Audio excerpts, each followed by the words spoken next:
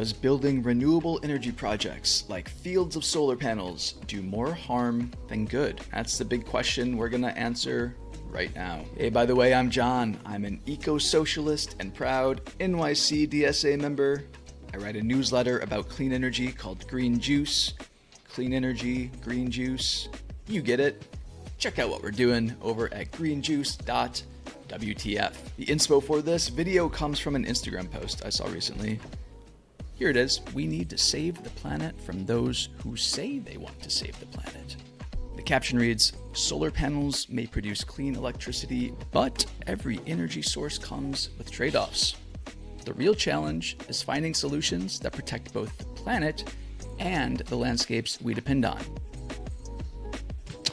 I'll be honest, I assumed this was posted by the real Sir David Attenborough. Turns out it's from a David Attenborough fan account.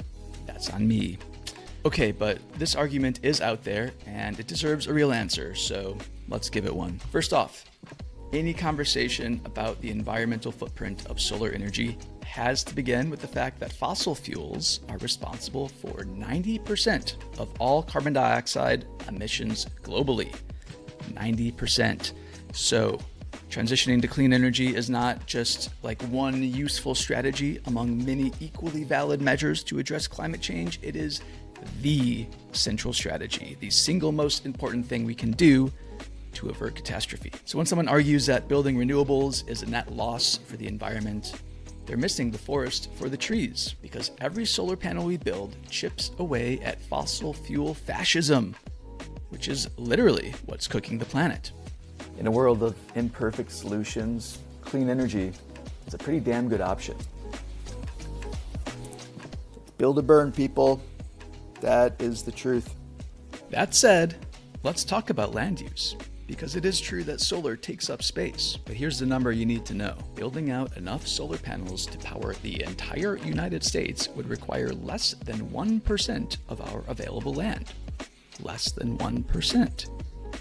So let's talk about where that land should come from. Here's what I want you to picture when you imagine land being sacrificed for energy production. Not virgin forests, not meadows full of grazing buffalo.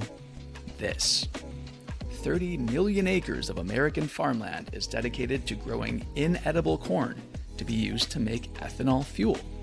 About 40% of all corn harvested in the US does not feed anyone. It gets turned into a gasoline additive. Super quick aside, most gasoline in the US is made up of 10% corn ethanol that gets blended into the gas. In theory, this is supposed to be good for the climate. In reality, the corn ethanol program is widely considered one of the most expensive and least effective climate policies ever enacted.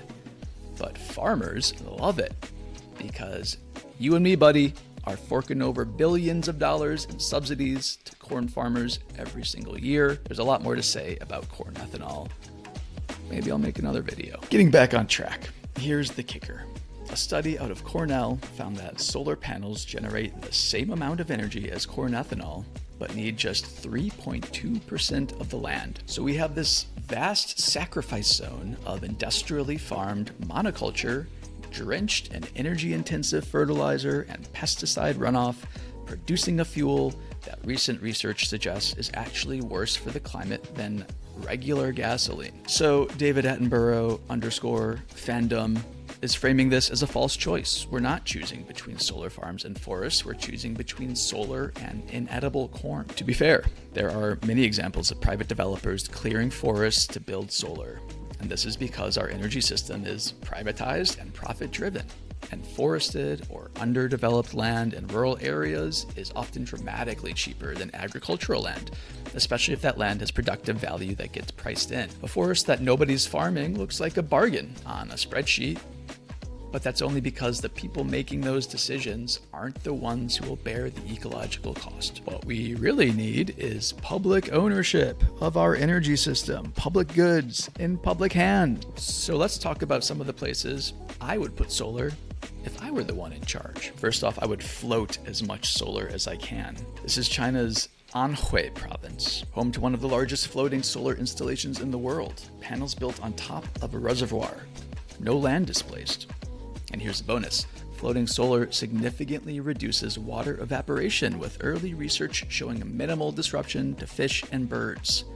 In a world getting hotter and drier all the time, floating solar is a win-win. Over in France, they just passed a law mandating solar canopies be built over large parking lots. Think about how much asphalt exists in this country that's doing absolutely nothing except radiating heat into cities.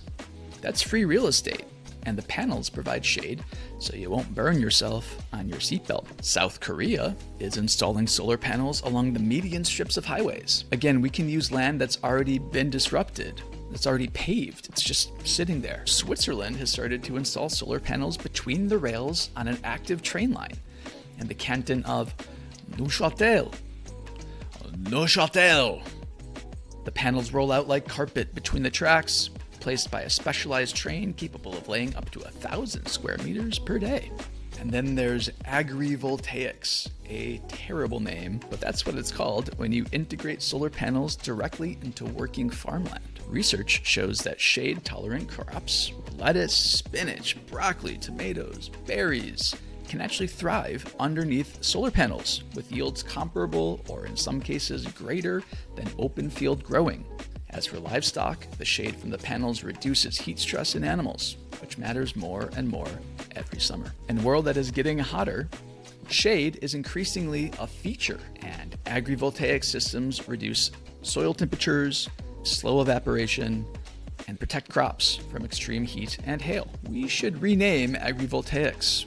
Maybe we can call it sun farming or something cute.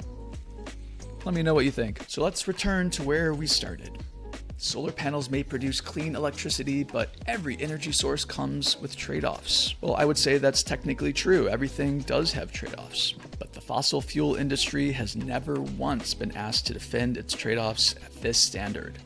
Not the land sacrifice zones around extraction sites, not the pipeline corridors, not the cancer clusters downwind of refineries.